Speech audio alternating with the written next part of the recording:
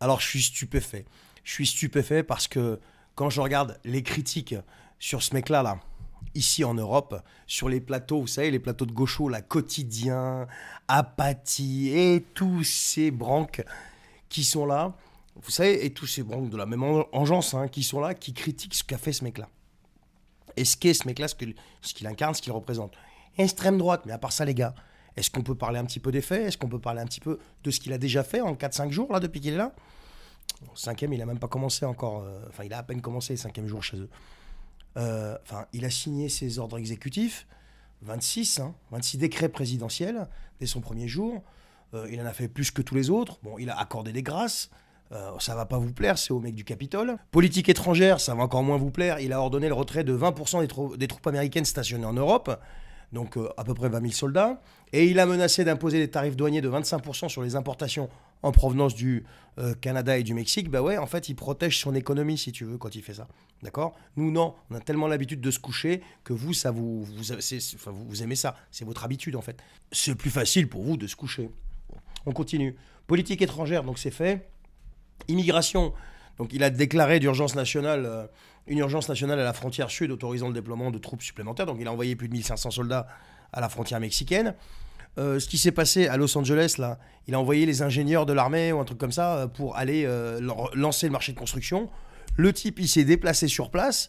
Il est parti voir ce qui se passe vraiment sur place, quoi. Donc le mec, il mouille le maillot. C'est pas un type qui reste terré dans le bunker de l'Élysée, pardon, de Washington. Tu comprends ce que je veux dire? Voilà. Politique environnementale, il a dit salut à l'accord de Paris, donc ça on le sait. Autre mesure, donc il a renommé le golfe du Mexique. Bon, ça peut vous paraître farfelu, mais pour lui, c'est voilà. Mais ce que je veux dire, c'est que ce mec-là, rien qu'en 4 jours, là en 4 jours, et puis il y a plein de trucs encore qu'il a fait qu'on ne sait même pas, parce qu'on nous parle que des grandes lignes. Mais ce que je veux dire, c'est qu'en 4 jours, ce type a accompli, mais je ne sais combien de fois de plus que ce que les gens que vous défendez, qui sont au pouvoir depuis 2017, n'ont accompli en 7 à 8 ans. Vous comprenez? À part générer du mécontentement, qu'est-ce qu'ils ont fait? À part générer de la misère, qu'est-ce qu'ils ont fait? Et puis tout ce qu'ils trouvent à faire, eux, pendant que lui veut arrêter par exemple la guerre en Ukraine, eux, qu'est-ce qu'ils trouvent à faire? Ah bah ZZ, il a demandé 200 000 de plus, et le premier qui lève la main, c'est le nôtre. Et à côté de ça, ils continuent à alimenter la machine de guerre, avec de l'argent qu'ils n'ont pas. Non mais est-ce que vous comprenez le truc ou pas? Ensuite, il y a un truc qui est hyper important. Macron, il arrêtait pas de courir partout pour, ouais, il faut un cessez-le-feu au Proche-Orient, Pourquoi quand on parle de paix en Ukraine, ça lui hérisse le poil? Enfin, je sais pas. Pourquoi quand on parle d'arrêter la guerre, ça lui hérisse le poil? Enfin, je sais pas, dites-moi.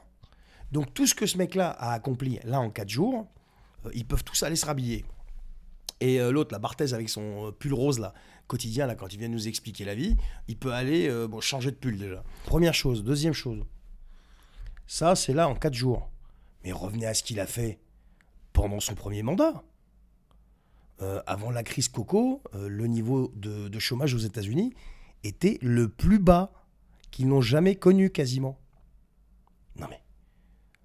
il a réduit les taxes sur les entreprises. L'économie américaine se portait de mieux en mieux. Oh non, c'est pas vrai. Si, c'est vrai. Arrête de raconter des conneries. Bien sûr que si que c'est vrai. Et je vais m'arrêter là parce que ce sont juste des faits comme ça, là. Mais vite fait. Vous savez, au pied levé, là, j'ai rien préparé. Je suis rentré, puis j'ai regardé. Et puis je vous donne les faits. Ça veut dire quoi? Ça veut dire que vos critiques à l'égard de ce type sont ni plus ni moins que des critiques idéologiques. Et quand vous êtes dans l'idéologie à critiquer un mec et à le salir de la manière la plus crasse, juste par idéologie, ça veut dire purement et simplement que vous vous fichez du peuple, de son bien-être, de son bien, tout ce que vous voulez. Tout ça, ça vous passe au-dessus du cigare. Tout ce qui vous intéresse, c'est d'être dans l'idéologie, parce que l'idéologie, c'est votre seul fonds de commerce qui vous permet de balancer vos arguments auxquels plus personne ne croit, pour gagner des élections dans le but de préserver vos postes, de préserver vos places. Voilà. Vous voyez un petit peu ? Donc les gars, allons au fait. Je vous dis pas que ce type-là est parfait, je l'idéalise pas non plus, mais je peux pas ne pas réagir quand j'entends à répétition, on entend que ça, hein, tous les jours, hein, à répétition, Trump ceci, Trump cela, Trump ceci, Trump cela. C'est l'incertitude, c'est ceci, c'est cela, c'est un facho, c'est un raciste. 73% des Français trouvent que Trump est raciste. Sondage, je crois que c'est le Figaro, là, le truc. Bref, je sais pas quels Français ils ont interrogé. Ils ont dû certainement interroger, je sais pas moi, 1000 personnes de chez Renaissance, LFI, Écolo, et puis je sais pas qui d'autre, tu vois. Non mais ça veut rien dire, c'est n'importe quoi. Bref, tout ça pour dire que ces gens-là, en fait, sont les champions du monde de la critique. Pendant que lui, le mec, il bosse. Voilà, le mec, il bosse pour son pays, et tant mieux pour les Américains. Si seulement on avait un mec qui représentait le 10e de ce type-là ici, je peux vous dire qu'on serait pas dans cet état-là. Et je serais pas en train de vous parler comme ça. Bah ouais, bah ouais. Alors j'aime bien parce qu'il y en a plein qui se trumpisent là. On entendait Zemmour l'autre jour disant oui, moi ça me va bien, je sais pas quoi, le mec il se prend déjà pour Trump. Mais non, non, non. Dans le paysage politique actuel, je n'en vois pas un seul. Je vois pas un seul Trump émerger dans le paysage politique actuel. Je suis désolé. Tous ceux qui disent amen à Bruxelles, je suis désolé, hein, c'est pas des futurs Trump, hein, ça n'a rien à voir. Hein. C'est des futurs Macron, en moins pire peut-être, je sais même pas si ça se dit, en moins agressif, en un peu plus cool, bah oui, parce qu'ils auront appris la leçon, mais pas des Trump. Non, c'est pas des Trump, c'est pas des gens qui vont taper une rupture, une vraie, quoi, tu vois. Une vraie rupture, dire stop à ce système, dire maintenant stop. Von der Leyen vient ici, l'histoire c'est 1, 2, 3, 4, 5, 6, 7, 8. C'est comme ça que ça va se passer. Mon pays, il a un drapeau et il est bleu, blanc, rouge et j'en fais ce que je veux. J'ai une constitution, j'ai pas besoin que tu viennes me dicter ce que je dois faire en fait.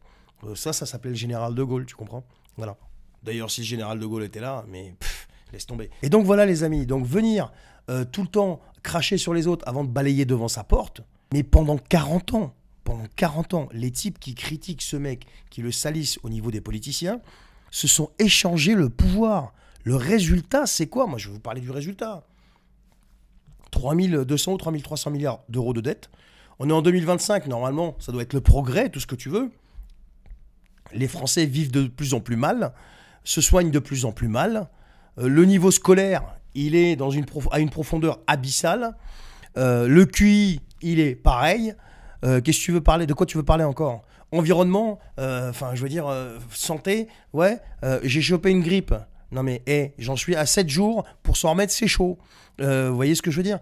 Avant, on chopait une grippe, il y en avait pour 3 jours et puis c'était réglé. Vous comprenez? Il y a tout un tas de trucs comme ça, quoi. On peut rester comme ça pendant 3 heures à parler, mais là, je vais m'arrêter là parce que la vidéo, sinon, elle va être trop longue. Mais chez nous, on a vraiment du mal à balayer devant notre porte avant de parler des autres.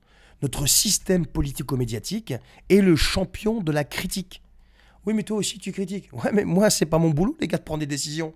Moi, si ce serait mon boulot de prendre des décisions, vous ne verrez pas en vidéo. Je peux vous dire que je ferais du ménage. Ça, c'est clair et net. Hein. Et ils n'aimeraient pas. Hein. Mais bon, bref. Je veux dire, ce système est le champion de la critique. Mais quand il faut agir, là, c'est encore autre chose. Ils se couchent devant leur maître pour demander leurs ordres et ils vous les imposent et ils vous les font subir dans la foulée derrière. Et c'est vous qui trinquez. Voilà, les amis. Allez, je vous souhaite une bonne soirée. Partagez cette vidéo. Commentez là. Si vous n'êtes pas abonné, abonnez-vous, likez. Et ça donnera toujours un petit coup de pouce. Et je vous remercie. J'ai été un petit peu long. Désolé. Ciao.